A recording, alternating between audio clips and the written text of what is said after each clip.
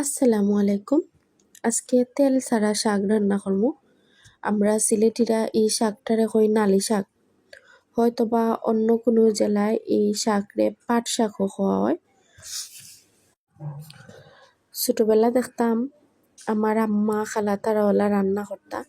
আর আমরা তেল ছাড়া এই শাক রান্না করি খাইয়া অভ্যস্ত। আর আসলে তেল ছাড়া এই শাক রান্না করলে এত বেশি মজা লাগে। হয়তোবা অনেকে তেল দিয়া রান্না করে। এক এক জেলায় এক এক রকম রান্না থাকে। একবারে ফ্রেশ টাটকা শাক আছিল। তো আমি প্রথমে যেটা করছি একবারে ছোট ছোট করে এগুলারে আমি বানাইছি। নালি শাক যত বেশি ছোট করে কাটা যায় অত বেশি খাইতে মজা লাগে। বেশি বড় বড় হইলে মজা লাগে না। আমার তারপরেও বড় হয়ে গেছে। আমার আম্মাই এর থেকেও ছোট ছোট করে কাটয়। তারপর আমি একটা কড়াইয়ের মাঝে দিলাইলাম পানি।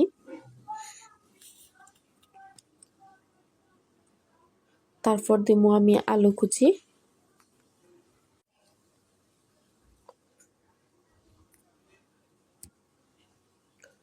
তারপর দিলাইলাম কাঁঠাল বিচি। এরপরে দিলাইমু বেশি করে রসুন। যত বেশি রসুন দেওয়া যাইব অত বেশি মজা। আর তেল ছাড়া পানি দিয়া রান্না কইরা একদিন ট্রাই করে দেখবা কতটা মজা লাগে। তারপর দিলাইমু আমি কাঁচামরিচ। তারপর দিলাইমু পেঁয়াজ।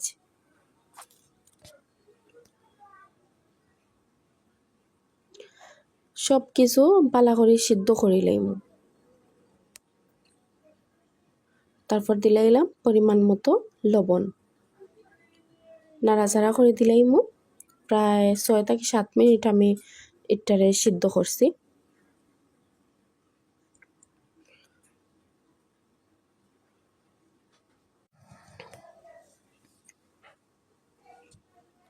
আমার সব কিছু সিদ্ধ হয়ে গেছে অলরেডি। তারপর আমি কাটা শাকটা দিলাইলাম।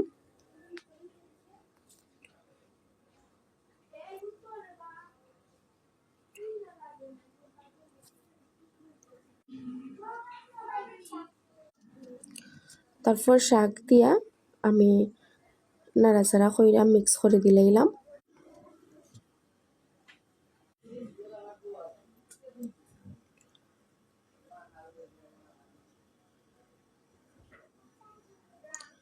আমি সব কিছু মিক্স করে দিলাইমু বালা করি।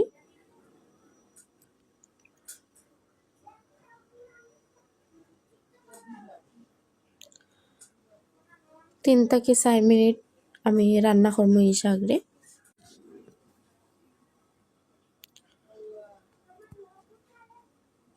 অলরেডি আমার শাক হয়ে গেছে। আশা করি সবাই লাইক এন্ড শেয়ার করবা। আর সেম ভাবে ওরকম রান্না করে দেখবা কিলা লাগে। অবশ্যই মজা লাগবো। আমি নামানির আগে নাগা খাটিয়া দিলাইছি যেহেতু আমি জাল পছন্দ করি।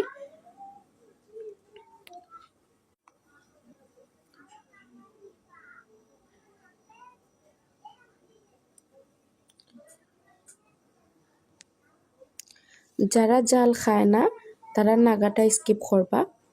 আমি যেহেতু জাল বেশি পছন্দ করি এর লাগে নাগাটা দিছি। নাগা দিলে বেশি মজা লাগে। এই যে অলরেডি আমার শাক কমপ্লিট রান্না।